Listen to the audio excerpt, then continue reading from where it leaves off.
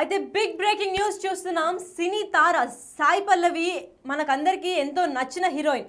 ఇన్నాళ్ళు నాకు పైన రూమర్స్ వస్తే నేను భరించాను, కానీ ఇక మీట అలాంటి రూమర్స్ వస్తే తట్టుకునేదే లేదు, ఎవరిని స్పేర్ చేసేదే లేదు, నేను కేసు వేయడానికన్నా లీగల్ యాక్షన్ తీసుకోవడానికైనా సిద్ధం అని అంటున్నారు. దానిపైన ఒక ట్వీట్ కూడా చేశారు తన ట్విట్టర్లో. ఆ ట్వీట్ ఏంటో ఒకసారి చూద్దాం. Sai Pallavi Twitterlo, most of the times, almost every time I choose to stay silent whenever I see baseless rumors, fabricated lies, incorrect statements being spread with or without motives. God knows. But it's high time that I react as it keeps happening consistently and doesn't seem to cease, especially around the time of my films, releases and announcements, cherishable moments of my career. Next time I see any reputed page or media or any individual carrying a cooked up crappy story in the name of news or gossip, then you will hear from me legally. Period అంటూ కొన్నిటిని tag చేశారు.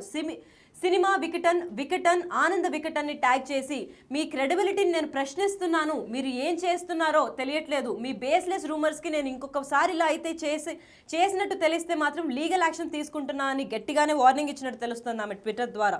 దీని గురించి మరింత information ఇవ్వడానికి మా ప్రతినిధి సాయిపాల్ కాల్లో ఉన్నారు. చెప్పండి శ్రీపాల్ గారు. లక్ష్మి, సాయి పల్లవి అనే అమ్మాయి ఒక తెలుగు వాళ్ళకైతే సుపరిచితం. ఒక మంచి అమ్మాయి అనేది కూడా, ఒక డాన్సర్, ఒక యాక్టింగ్, ఒక ఎమోషన్, అంటే ఒక సౌందర్య గారి తర్వాత ఇంత మంచి పేరు వచ్చింది ఈ మధ్య కాలంలో. ఈ టైంలో కూడా సాయి పల్లవి అని చెప్పవచ్చు.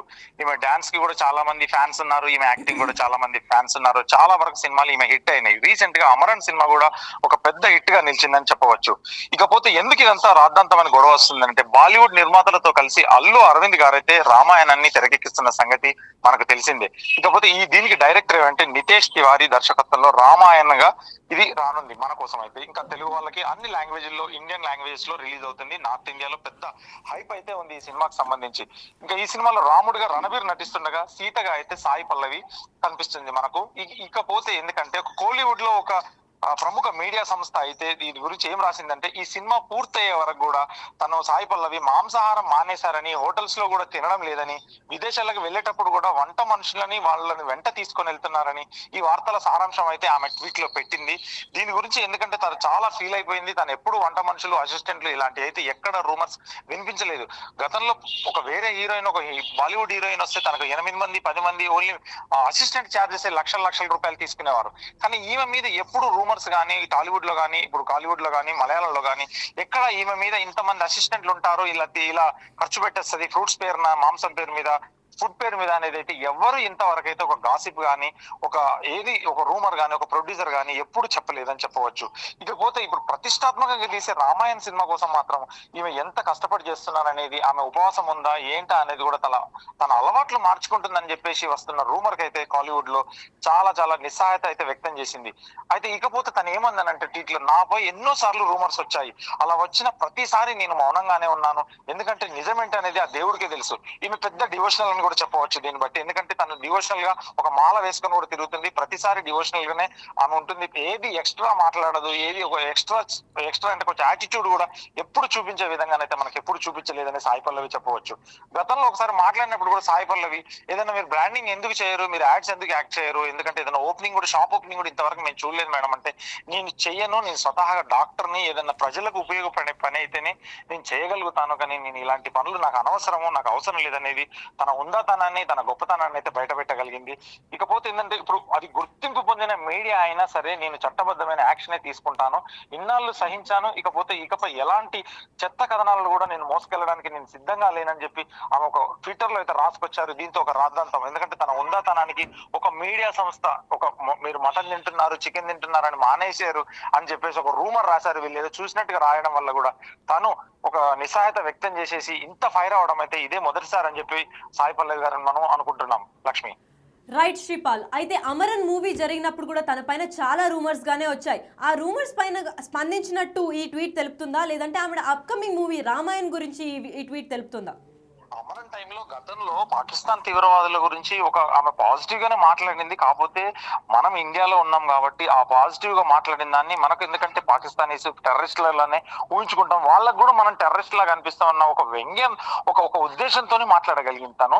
దాన్ని చాలా ట్రోల్ అయింది సోషల్ మీడియాలో. తనని నిజంగా ఒక రకమైన ఒక యుద్ధమే, సాయి పల్లవి మీద యుద్ధం లానే చేశారు. ట్రెండ్ కూడా అయింది ఆమె నేమ్ మీద, సాయి పల్లవి నేమ్ మీద.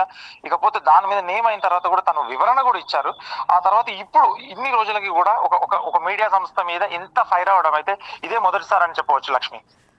రైట్ శ్రీపాల్, అయితే ఇంటర్నేషనల్ లెవెల్లో last time Amaran movie release అయినప్పుడు పాకిస్తాన్ ఇంకా ఇండియా మధ్యలో ఒక కమెంట్ చేసినందుకే విపరీతంగా ట్రోల్ అయ్యారు సాయి పల్లవి గారు. కానీ ఈ రామాయణ్ మూవీలో దానికి మించి రియాక్ట్ అయ్యారంటే అంతకు మించి ఏమైనా రూమర్స్ వచ్చాయంటారా? అంతకు మించి రూమర్స్ అయితే వచ్చాయి. అంటే ఎప్పుడు అయితే ఈమె ఇంతగా రియాక్ట్ అవ్వలేదు ట్విట్టర్ లో కానీ, ఎవరిని ఉద్దేశించి మీడియా సంస్థను కానీ ఎప్పుడు రియాక్ట్ అవ్వలేదు. ఇప్పుడు ఎందుకంటే ఒక ప్రతిష్టాత్మకమైన ఇండియాలో ఎక్కువగా ఒక హిందూయిజం లో బాగా నమ్మేది రాముడిని. నార్త్ ఇండియా కానీ సౌత్ ఇండియా కానీ ఎక్కడైనా ఇండియాలో రాముడు హనుమంతుడు అని అంటే చాలా మందికి లక్ష్మి ఇది అంటేనే, ఈ పేరు చెప్తేనే ఒక జై హనుమాన్ జై శ్రీరామ్ అనే ఒక ఉద్దేశంతోనే ఉంటారు. దీనికి కొంచెం ప్రతిష్టాత్మకంగా ఈమె చేస్తున్నారు. చాలా సినిమాలు వచ్చాయి గతంలో కూడా. ఈ సినిమా ఒక ప్రత్యేకంగా ఉండాలి, సీతగా ఊహించుకుంటే ఒక కొన్ని తరాలు గుర్తుండిపోయాలని చెప్పేసి తను కొంచెం నిబద్ధతో పనిచేయడం చెప్పేసి అనుకుంటున్నారు Lakshmi. Right, thank you Sripal. అయితే మనం ఇప్పుడు స్క్రీన్ పైన చూస్తున్నాం, తన ట్విట్టర్లో ట్వీట్ చేసింది అయితే తెలుస్తోంది. సాయి పల్లవి చాలాసార్లు, ఎన్నిసార్లు నా పైన ట్రోల్ చేసినా, నన్ను రూమర్స్ స్ప్రెడ్ చేసినా నేను ఊరుకునున్నాను.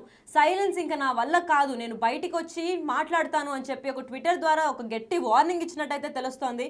మీడియా ప్రజలందరికీ ఇచ్చి ఇవ్వని, కొట్టని దెబ్బలాగా చేస్తుంది సాయి పల్లవి. అయితే ఆ మీడియా త్రూ ఒక ట్విట్టర్ త్రూ తను ఒక ట్వీట్ తెలియజేసింది.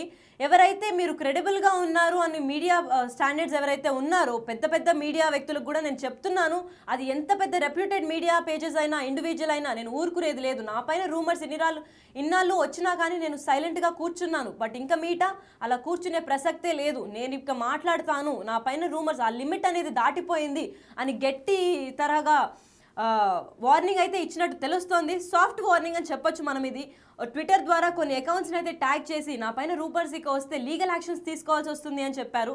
సో ఈ ట్విట్టర్ ద్వారా నార్మల్ కాలీవుడ్ మీడియానే కాదు, అక్కడ మొత్తం ఇండియా మొత్తం కూడా అలర్ట్ అయ్యారు. మీడియాలో ఎటువంటి రూమర్స్ సాయి పల్లవి పైన స్ప్రెడ్ చేయకూడదు. ఎందుకంటే ఆవిడ ఆల్రెడీ చెప్పారు, నాకు ఇంకేమైనా రూమర్స్ కానీ గాసిప్స్ కానీ నా లైఫ్ పైన వస్తే లీగల్ ప్రొసీడింగ్స్తో నేను ముందుకు వెళ్తాను, నాకు ఎంత పెద్ద సమస్య అయినా నేను ఎవరైనా ఎదుర్కొంటాను అని అయితే క్లియర్గా మెన్షన్ చేశారు ఆ ట్వీట్లో.